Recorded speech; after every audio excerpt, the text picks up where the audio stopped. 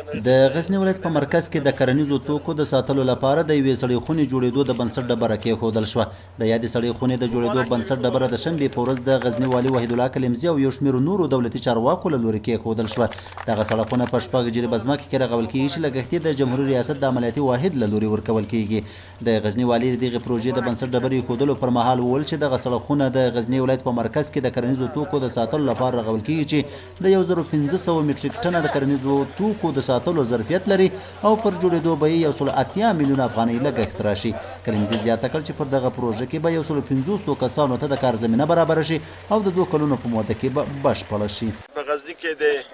زراعت ریاست په چوکاټ کې دغه پروژه چې سړه خونه ده په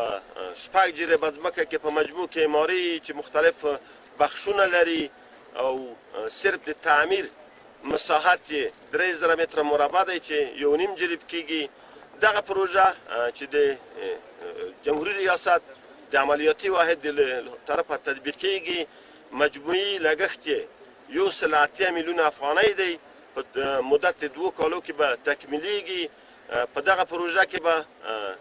په دوامداره شکل د 2 کالو د مودې لپاره به 150 کسانو ته د کار زمینه برابر شي. نوموړي جوړېدونکي شرکت ته هدایت وکړ چې د کار کیفیت ته د جدي پاملرنه وکړي. ښاغلي کلیمزي زیاته کړ چې مخکې له دې به د سړو خونو د نه موجودیت په صورت کې به د افغان بزګرانو کرنیز حاصلات خرابېدل او یا به ګاونډیو هیوادونو ته په ډېره کمه بیه له بزګرانو اخیستل کېدل چې د یخ په موسم کې به یې بیرته په افغان سوداګرو په لوړه بیه پلورل. چې د غزني د ولایت باغدارانو زارعینو ته یو ډېر لوی زیری دی ځکه هغه زراعتي او محصولات چې زموږ باغدارانو او زارعینو په لاس راوړل او د سړې خونې د نشتوالي له وجې به کله بهر ته هم په هغه شکل چې ایجاب یې کا نه به صادرېدل د همسایه ملکونو طرفه به محدودیتونه وو یا به وړل کېدل په بهر کې به سټور کېدل په سړو خونو کې او بیرته به په افغانانو باندې په 2 برابره قیمت پلورل کېدل. خوشبختانه د دغه سړې خونې په